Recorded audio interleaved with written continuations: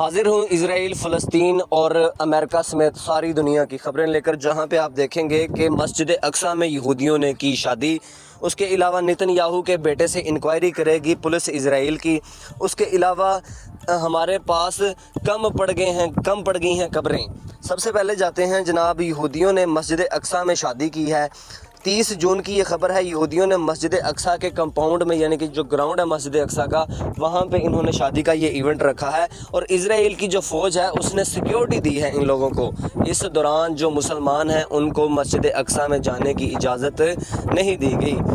ہاں، یعنی کہ یہ دیکھ لیں، اس بات کی صرف مذمت کی ہے حماس نے۔ حماس کے علاوہ اگر کسی اور مسلمان نے مذمت کی بھی ہوتی تو میں آپ کو نہ دکھاتا۔ مطلب کہ ہم نے تو وہاں پہ مرمت کرنی تھی جا کر، ہم یہاں پہ مذمت کیے جا رہے ہیں۔ ہم ایٹمی طاقت ہیں، سارے مسلمان جو ملک ہیں وہ ان کو تو چاہیے تھا مرمت کرتے۔ دوسری خبر دیکھیں، جہاں پہ نیتن یاہو کے بیٹے سے انکوائری ہو رہی ہے۔ اصل میں خبر یہ ہے کہ نیتن یاہو کے بیٹے کو اور نیتن یاہو کی جو پارٹی کے رکن ہیں ان کو ڈپلومیٹک پاسپورٹ جاری کیے گئے تھے غیر قانونی طور پر۔ ڈپلومیٹک پاسپورٹ عام پاسپورٹ سے مختلف ہوتا ہے، اس میں زیادہ سہولیات ہوتی ہیں۔ یہ پاسپورٹ صرف اعلیٰ حکومتی لوگوں کو ہی ملتا ہے۔ اصل میں نیتن یاہو کے بیٹے کو اس سے کچھ فرق نہیں پڑنا، اس سے صرف پوچھ گچھ ہو رہی ہے، اور یہ ملزم بھی نہیں ہے۔ ہاں، حکومتی جو دوسرے عہدیداران ہیں ان کو ضرور فرق پڑ سکتا ہے، مطلب کہ اگر ان پر غیر قانونی طور پر پاسپورٹ رکھنا ثابت ہو گیا تو وہ نااہل ہو سکتے ہیں، اور نیتن یاہو کی حکومت کو اس کا نقصان اٹھانا پڑ سکتا ہے۔ اس کے علاوہ ناظرین آپ یہ دیکھیں، جہاں پہ غزہ کے ایک ہاسپٹل نے نوٹیفیکیشن جاری کیا ہے، اس نے ایک کپڑے پر لکھا ہے کہ ہمارے پاس جگہ کم پڑ گئی ہے، ہمارے پاس قبروں کی جگہ نہیں ہے۔ مطلب کہ ہاسپٹل کے سامنے ایک گراؤنڈ تھا جہاں پہ غزہ کے لوگ جو ہیں وہ اپنے پیاروں کو دفناتے تھے۔ ہاسپٹل نے نوٹیفیکیشن جاری کیا ہے کہ اپنے پیاروں کو کہیں اور لے کر جا کر دفنائیں، ہمارے پاس جگہ کم پڑ گئی ہیں، ساری قبریں ہیں جو وہ جگہ یعنی کہ بھر چکی ہے۔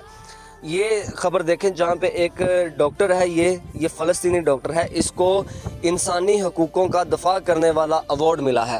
مطلب کہ یہ ایک ڈاکٹر تھا غزہ میں، اور جنگ کے دوران یہ غزہ کے لوگوں کا یعنی کہ مرہم پٹی کرتا رہا، علاج کرتا رہا۔